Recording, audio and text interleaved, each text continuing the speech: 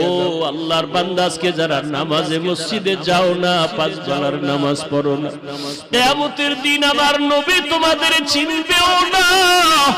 আর যদি তুমি বলো নবী আমি আপনার উম্মত, নবী বলবে তোমার চেহারায় কোনো নূরের আলো নাই, তুমি তো নামাজ পড়ো নাই, ওযু করো নাই, ভেগে যাও। আমার নবী যদি তোমাকে ভাগিয়া যাওয়ার কথা বলে, উপায় নাই, জাহান্নামে যাওয়া ছাড়া উপায় হবে না। এই জাহান্নামের আযাবের ভয়ে যদি নবীরা কাঁদতে পারেন বেগুনাহ হইয়া, সাহাবায়ে কেরাম যদি কাঁদতে পারেন, ওমরে ফারুক যদি কান্না করতে পারেন, তাবেঈনরা যদি কান্না করতে পারেন, তুমি আমি জীবনে তো ভালো আমল করতেই পারি নাই, তোমার আমার কত কান্না করা উচিত। ও আল্লাহর বান্দা, এখনো সময় আছে, তওবা করে নাও। জীবনে তো নামাজ কম ছাড়ো নাই, বেপরদায় কম চলো নাই, মা বাবার সাথে বেয়াদবি কম করো নাই, আলেম ওলামাদের বিরোধিতা কম করো নাই।